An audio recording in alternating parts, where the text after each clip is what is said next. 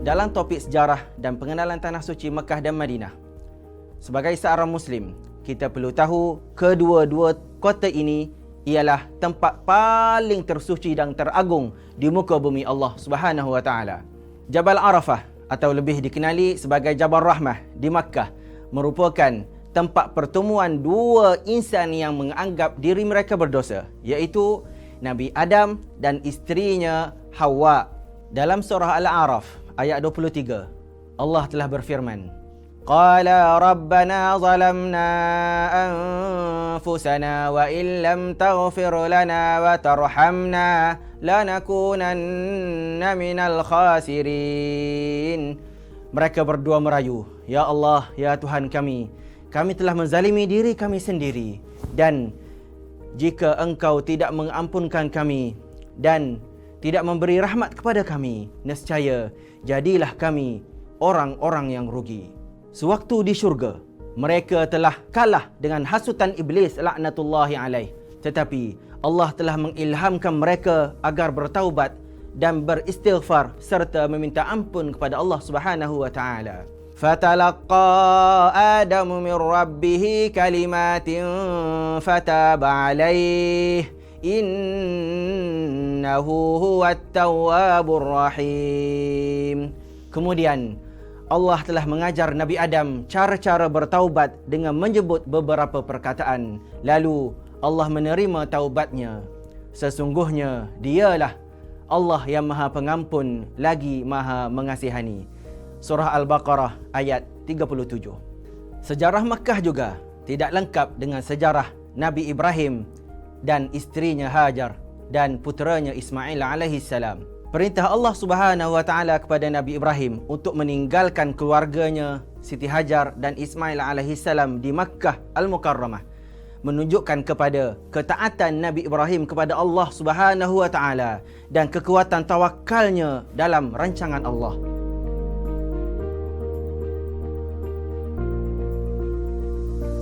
Rabbana inni askantu min dhurriyyati biwadin ghairi zi zar'in 'inda baitikal muharram Rabbana liyuqimus salata faj'al af'idatan minan nasi tahwi ilaihim warzuqhum minas thamarati la'allahum yashkurun.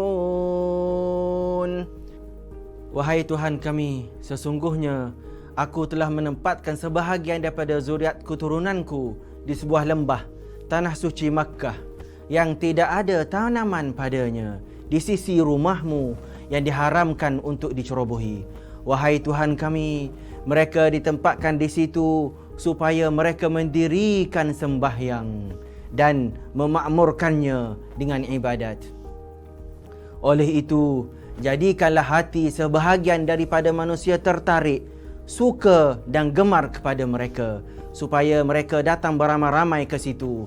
Dan Ya Allah, kurniakanlah rezeki kepada mereka dari pelbagai jenis buah-buahan dan hasil tanam-tanaman. Semoga mereka bersyukur kepadamu. Doa Nabi Ibrahim bagi keberkatan tanah haram Makkah. وَإِذْ قَالَ إِبْرَاهِيمُ رَبِّ اجْعَلْ هَذَا بَلَدًا آمِنًا وَارْزُقْ أَهْلَهُ مِنَ الثَّمَرَاتِ مَنْ آمَنَ مِنْهُمْ بِاللَّهِ وَالْيَوْمِ الْآخِرِ قَالَ وَمَنْ كَفَرَ فَأُمَتِّعُهُ قَلِيلًا ثُمَّ أَضْطَرُّهُ إِلَى عَذَابِ النَّارِ وَبِئْسَ الْمَصِيرُ.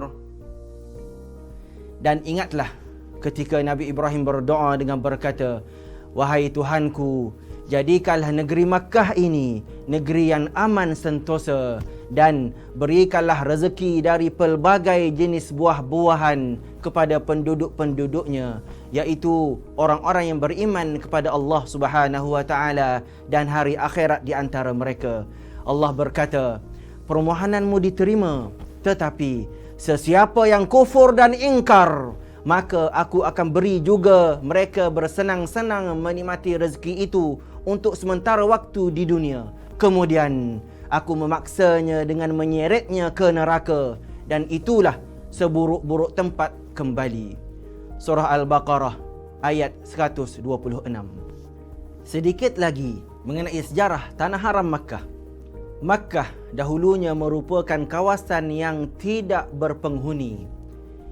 Ia adalah tanah padang pasir yang digunakan untuk laluang dagang kabilah-kabilah Arab.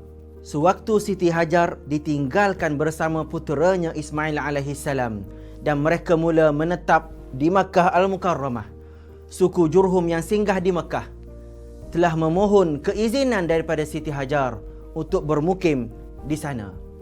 Jadi, Nabi Ismail membesar di kalangan kaum Jurhum yang telah menjadikan Makkah sebagai kota kediaman mereka. Akhirnya, Nabi Ismail telah dijodohkan dengan anak kaum Jurhum.